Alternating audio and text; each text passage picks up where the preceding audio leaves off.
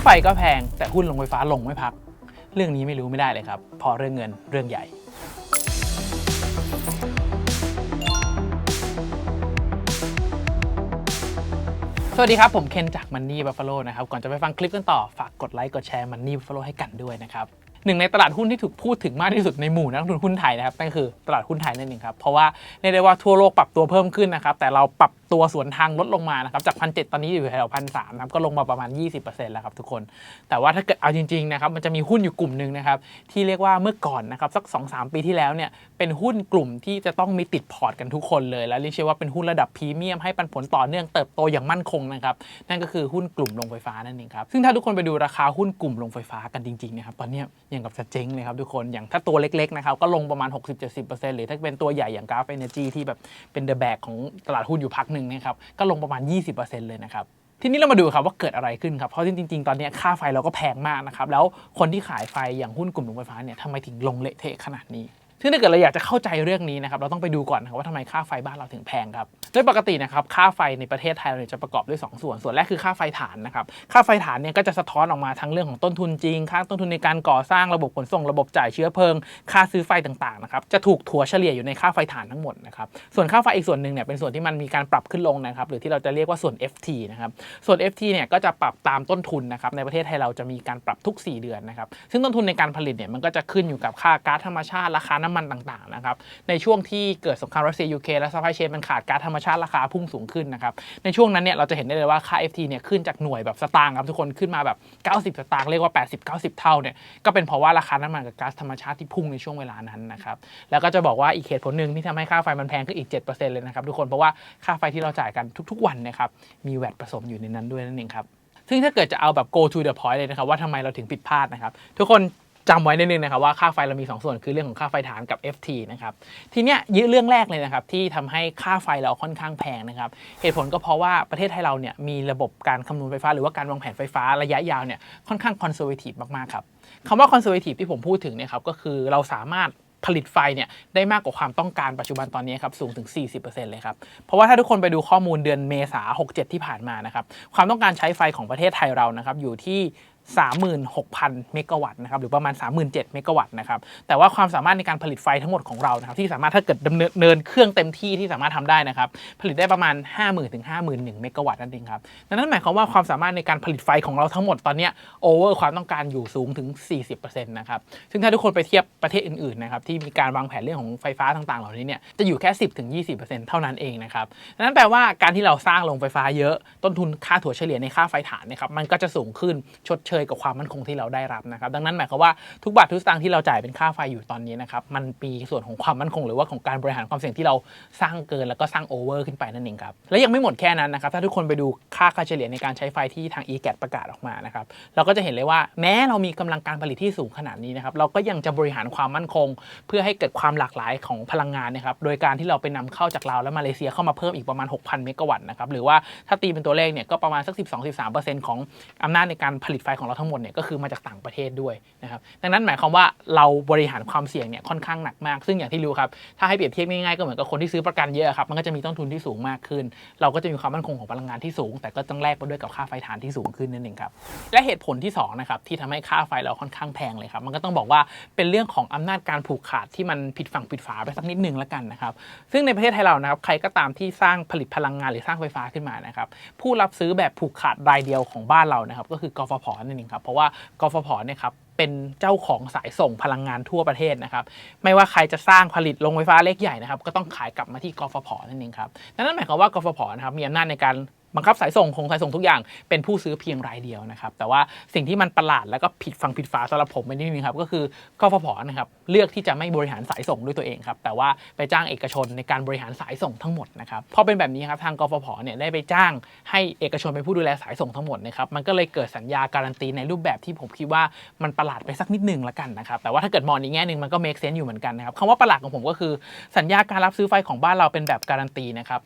แม้ไม่ผลิตก็ต้องจ่าย นะครับเป็นขั้นต่ำที่บอกไว้เลยเพราะว่าถ้าเกิดไม่มีสัญญาการันตีให้เอกชนก็จะไม่อยากลงทุนสร้างโรงไฟฟ้าครับเพราะว่าผู้ซื้อรายเดียวไม่ได้การันตีมาให้แล้วถ้าเกิดเขาสร้างขึ้นมาแล้วขายไม่ได้ก็จะขาดทุนนั่นเองครับดังนั้นมันก็เลยเป็นที่มาที่ไปว่ามันเลยเป็นสัญญาการันตีนะครับแต่ว่าอย่างที่เราคุยในข้อแรกถูกไหมครับว่าตอนนี้กำลังการผลิตไฟของเรามันโอเวอร์กับความต้องการของเรานะครับดังนั้นหมายความว่าถ้าไปดูจากข้อมูลนะครับจะมีโรงไฟฟ้าขนาดใหญ่มากกว่าครึ่งหนึ่งนะครับที่ณปัจจุบันตอนนี้เดินกำลังการไฟฟ้าการผลิตเนี่ยได้อย่างไม่เต็มที่นะครับแล้วพอโรงไฟฟ้าขนาดใหญ่มันไม่สามารถดำเนินการได้อย่างเต็มที่นะครับการดำเนินเครื่องมันก็ไม่คุ้มเขาก็จะไปสับต่อให้โรงไฟฟ้าขนาดเล็กในการผลิตไฟต่อพอมันสับไปให้โรงไฟฟ้าขนาดเล็กโรงไฟฟ้าขนาดเล็กเนี่ยมัน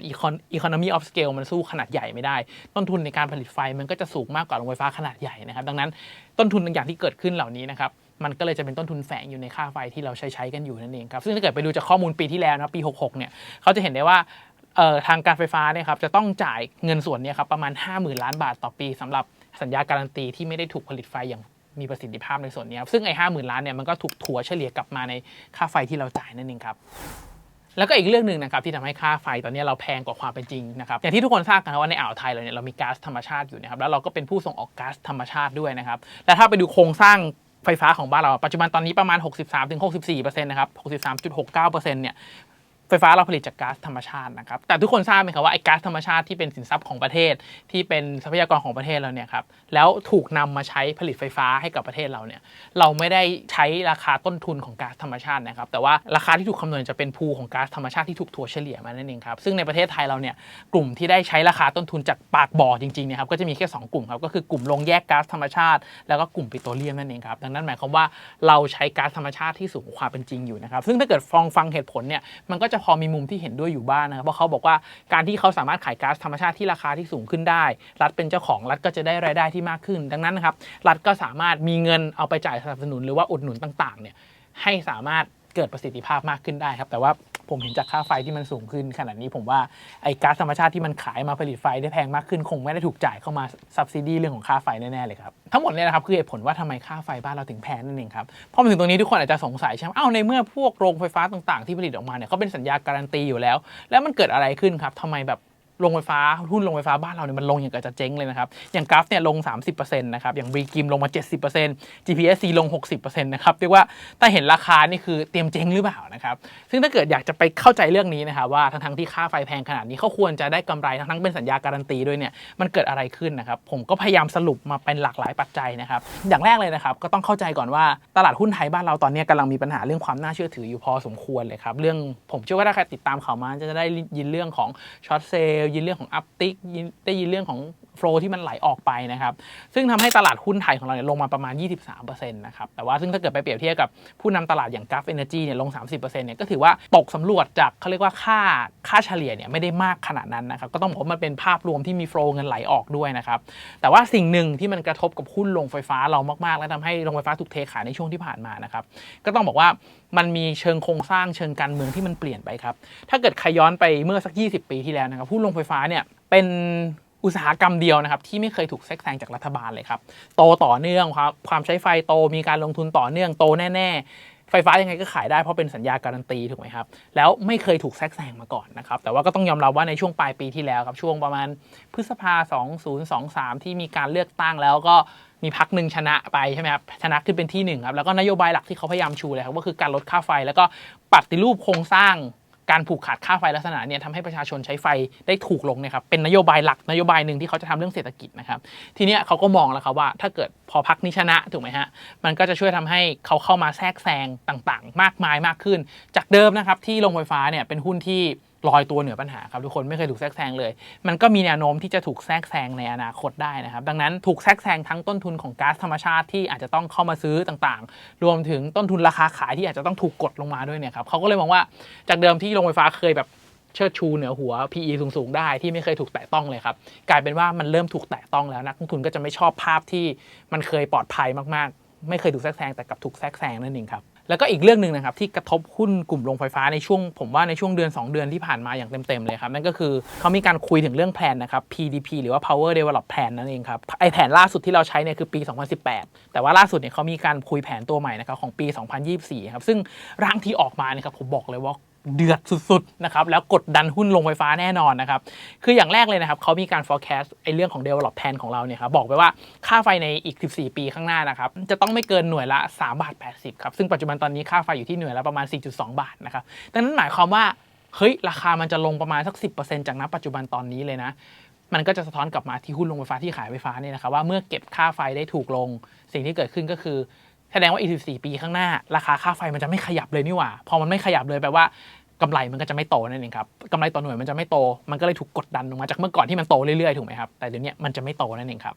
บทีนี้ครับพอไอ้ develop plan ของเราเนี่ยครับเรามองกันไปแล้วว่าปัจจุบันตอนนี้ความสามารถในการผลิตไฟของเราอยู่ที่ประมาณ 50,000 ถึง 55,000 ถูกไหมครับเขามองว่าอีกในอนาคตข้างหน้าเนี่ยเขาจะดับเบิลเป็น2 เท่านะครับเป็นแสนกว่าๆตามความใช้ไฟที่มากขึ้นนะครับ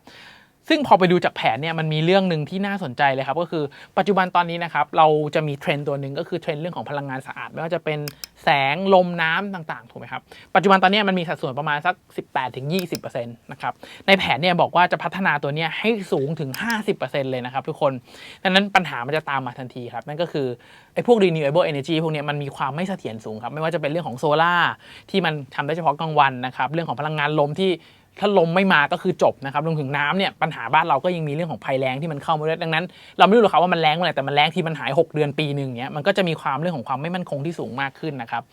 บทีเนี้ยมันก็จะมีปัญหาที่มันสวนทางกันครับทุกคนจากเดิมที่เรามีความมั่นคงสูงมากแผนเรามั่นคงสุดๆนะครับก็จะกลายเป็นแผนที่ถ้ามันเป็น50-50เนี่ยความมั่นคงมันก็จะลดลงนะครับถ้าเทคโนโลยีไม่ได้มีการพัฒนาในช่วงตลอด10 ปีนะครับความมั่นคงของไฟฟ้ามันก็จะน้อยลงมันก็จะเป็นกระทบผลลบกับพวกหุ้นกลุ่มโรงไฟฟ้านั่นเองครับและอีกอันนึงนะครับที่มันกระทบมากๆคือสัดส่วนครับคือนอกจากสัดส่วนจะเป็น renewable นะครับที่มันสูงถึง 50% แล้วเนี่ยครับเขาบอกว่าอนาคตนะครับถ่านหินจะเหลือศูนย์เลยนะครับทุกคนแล้วก๊าซธรรมชาติต่างๆเนี่ยครับก็จะลดลงเรื่อยๆนะครับซึ่งอย่างที่เรารู้ครับว่าโรงไฟฟ้า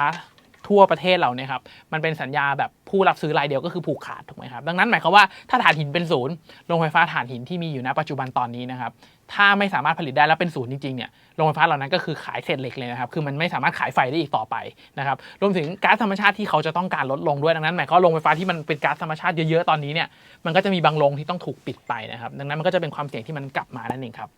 บทีนี้ครับถ้าเกิดเราไปดูตัว BRIGIM หรือว่าตัว GPSC ที่เป็นโรงไฟฟ้าขนาดเล็กครับที่เป็น Sub Contract ต่อจากโรงไฟฟ้าขนาดใหญ่มาอีกทีนึงซึ่งเขาไม่ได้เป็นคู่ถือสัญญาการันตีนะครับเขาก็จะตามตลาดไปนั่นแหละครับมันเลยลงเยอะครับทุกคน 60-70% เลยเพราะว่าในอนาคตเขาเห็นแล้วว่าพอสิ้นสุดสัญญาล็อตนี้จะไม่ได้ Sub Contract แล้วถ่านหินไม่เอาเลยก๊าซธรรมชาติก็ลงนะครับเขาก็เลยมองว่าหุ้นเหล่านี้เนี่ยน่าจะไม่ได้เติบโตต่อในอนาคตอย่างที่มันเคยเป็นนั่นเองครับแต่ว่าถ้าเกิดอย่าง Gulf Energy เป็นโรงไฟฟ้าขนาดใหญ่ยังถือคู่สัญญาอยู่เนี่ยผมว่าเขาก็ยังไปต่อได้มันก็เลยเป็นเหตุผลนะครับว่าทำไม Gulf ในช่วงที่ผ่านมาลงน้อยกว่าพวกกลุ่มที่เป็นโรงไฟฟ้าเพียวๆพวกนี้ซึ่งก็ต้องบอกว่าเป็นโรงไฟฟ้าขนาดใหญ่ด้วยแล้วก็กราฟเองก็มีธุรกิจอื่นๆที่เขาเอากำไรในช่วงปีก่อนหน้าไปลงทุนด้วยนะครับที่นี่ครับสำหรับใครที่อยากจะลงทุนหุ้นโรงไฟฟ้าหรือว่าจังหวะนี้น่าเก็บหรือเปล่าหรือใครถืออยู่แล้วติดดอยอยู่นะผมว่าเราต้องติดตาม IPDP หรือว่า Power Development Plan ที่จะประชุมกันอีกเดือน2 เดือนแล้วเป็นไฟนอลออกมาเลยนะครับอันนี้ที่ผมพูดถึงมันเป็นแค่แบบร่างซึ่งถ้าเกิดแบบร่างออกมาตามนี้เนี่ยนักวิเคราะห์หลายๆท่านก็ออกมาบอกนะครับว่ามันเป็นไปได้ยากมากๆเพราะมันไม่ make sense แล้วมันทำไม่ได้ซึ่งเขาน่าจะมีการหารือแล้วก็ปรับอีกทีนึงนะครับไม่ว่าจะเป็นเรื่องของค่าไฟ14 ปีข้างหน้าต้องไม่เกิน 3.8 เนี่ยจะมีการปรับเพิ่มขึ้นไหมนะครับรวมถึงจำนวนโรงไฟฟ้านะครับว่ามันเป็นก๊าซมันควรจะมากขึ้นครับเพราะว่ามันเป็นเรื่องของความมั่นคงถูกไหมครับในก๊าซธรรมชาติที่มากถึง 60% แล้วเขาบอกเขาจะลดลงเนี่ยมันเคยมั่นคงมากๆเพราะเราหาก๊าซธรรมชาติเองด้วยถ้าเกิดเขาไม่ได้เพิ่มสัดส่วนมากกว่านี้เลยครับมันก็จะทำให้ความมั่นคงมันลดดังนั้นผมก็เลยมองว่าหลายๆท่านก็เลยมองว่าโรงไฟฟ้าขนาดก๊าซธรรมชาติเนี่ยมันน่าจะต้องการความมากที่มันมากกว่านี้ไม่ใช่กดลงไปต่ำแบบนี้นะครับแล้วก็รวมถึงโรงไฟฟ้าแบบแบตเตอรี่ครับทุกคนคือถ้าเกิดเราสามารถมีโรงไฟฟ้าแบบแบตเตอรี่ได้เพิ่มมากขึ้นนะครับซึ่งในแผนตอนนี้มันก็จะมีความต้องการใช้โรงไฟฟ้าแบตเตอรี่มากขึ้นนะครับแต่ว่าถ้าดูที่ปัจจุบันตอนนี้เลยนะครับโรงไฟฟ้าแบบแบตเตอรี่บ้านเราเนี่ยยังไม่มีสักที่เลยนะครับแต่เขาจะมีความเพิ่มเติมซึ่งผมคิดว่าถ้าเกิดอยากจะใช้ renewable energy ที่มันมีความไม่เสถียรเนี่ยแบตเตอรี่พวกนี้แหละครับจะเข้ามาเป็นตัวเขาเรียกว่าทำให้มันมั่นคงมากขึ้นด้วยนะครับดังนั้นลองจับตาดู PDP ดูครับแล้วใครลงทุนหุ้นโรงไฟฟ้าถ้ามันออกมาดีขึ้นซึ่งแนวโน้มแอบคิดว่าน่าจะดีขึ้นนะครับไม่แน่ว่าหุ้นโรงไฟฟ้าก็อาจจะเด้งขึ้นมาได้บ้างนะครั